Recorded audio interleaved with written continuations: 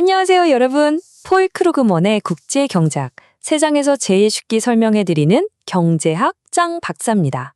오늘 주제, 바로 무역정책의 정치 경제인데요.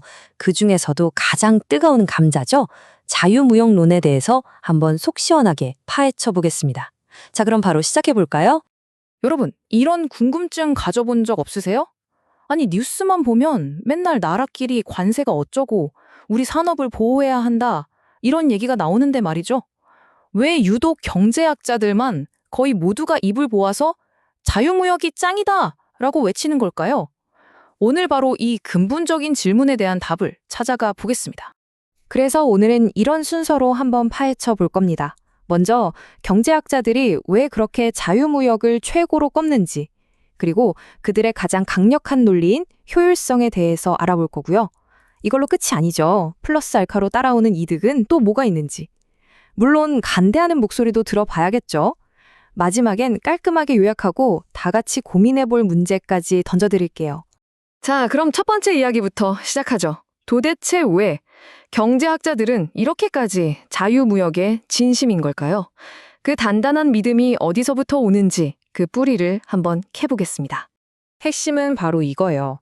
경제학자들 사이에서는 거의 10년에 가까운데요. 자유무역이 정부가 할 수 있는 그 어떤 다른 정책보다도 그냥 낫다는 겁니다. 물론 100%는 아니지만 절대 다수가 여기에 동의하죠. 이건 마치 의사들이 건강하려면 담배부터 끊으세요 라고 거의 만장일치로 말하는 것과 비슷한 느낌이라고 보시면 됩니다. 그럼 이제 경제학자들이 내세우는 가장 강력한 무기, 바로 효율성 논리를 들여다볼 시간입니다. 아주 쉽게 말해서 자유무역이 과연 국가 전체로 봤을 때 이득이냐 아니냐, 바로 이 문제예요. 결론부터 딱 말씀드리면요. 네, 압도적으로 남는 장사가 맞습니다. 자유무역은 국가 경제 전체의 파이를 키우거든요. 물론 이 과정에서 손해를 보는 사람도 생겨요. 하지만 이득을 보는 사람들이 얻는 가치가 그 손해를 다 메워주고도 훨씬 더 많이 남는다. 바로 이겁니다. 자, 이 그래프 좀 복잡해 보이죠? 근데 겁먹지 마세요. 핵심은 정말 간단합니다. 보세요. 정부가 관세를 딱 매겨서 수입품을 막으면 우리나라의 일부 생산자들은 신나죠. 비싸게 팔 수 있으니까요. 하지만 그 대가로 전국의 모든 소비자들은 훨씬 더 큰 손해를 봐야 합니다. 이 그래프에서 진짜 중요한 건 바로 요 삼각형 두 개. 이게 핵심인데 이 부분은 생산자도 소비자도 아닌 그냥 허공으로 뿅 하고 사라져버리는 거예요. 이게 바로 국가 경제의 순수한 손실, 순손실입니다. 네, 방금 그래프에서 봤던 그 허공으로 사라지는 손실 있죠? 그걸 경제학 용어로 후생손실이라고 불러요. 이건 생산자도, 소비자도, 심지어 정부도 가져가지 못하고 말 그대로 그냥 공기 중으로 날아가 버리는 가치인 셈이죠. 보호무역이 왜 비효율적인지를 보여주는 가장 결정적인 증거라고 할 수 있습니다. 자, 그런데요. 자유무역의 좋은 점이 단순히 이렇게 계산기 두드려서 나오는 효율상 증가, 이걸로 끝날까요? 천만에요. 경제학자들은 여기에 엄청난 플러스 알파가 숨어 있다고 말합니다. 보이지 않는 이득이 훨씬 더 크다는 거죠. 대표적인 게 바로 이 세 가지입니다. 첫째, 규모의 경제. 이게 뭐냐? 국내 시장만 보고 찔끔찔끔 만드는 게 아니라 전 세계를 상대로 파니까 훨씬 더 많이 또 훨씬 싸게 만들 수 있다는 거죠. 둘째, 경쟁 촉진. 외국에 잘 나가는 경쟁자들이 막 들어오면 국내 기업들도 가만히 있을 수 없겠죠. 정신 바짝 차리고 더 좋은 물건, 더 싸게 만들려고 노력하게 됩니다. 마지막으로 기술과 아이디어의 전파. 무역은 단순히 물건만 실어나르는 게 아니에요.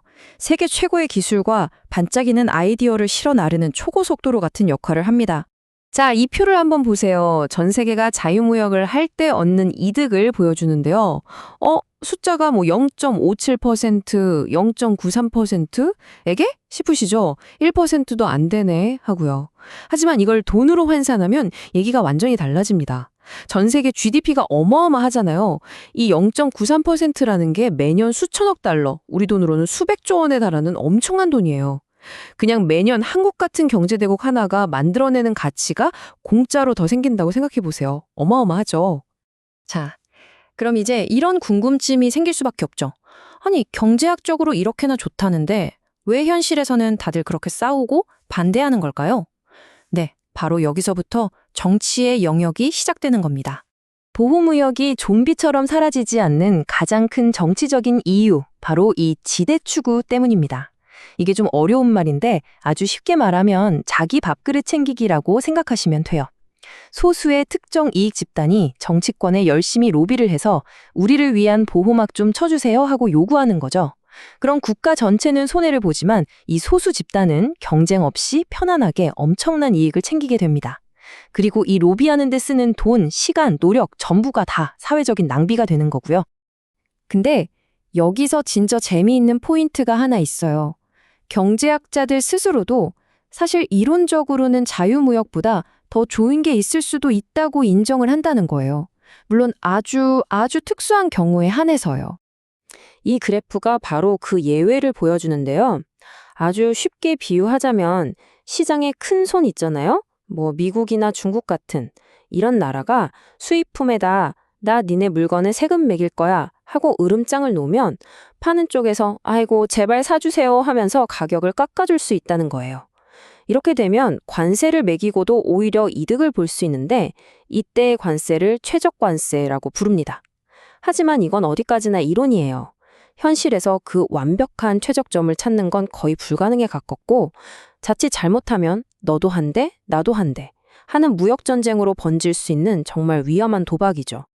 자, 그럼 오늘 이야기 머릿속에 쏙쏙 들어오게 한번 깔끔하게 정리해 볼까요?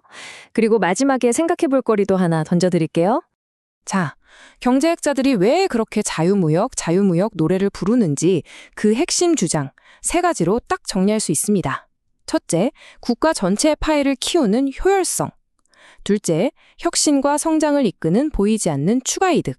그리고 마지막 3번째가 아주 현실적인데요.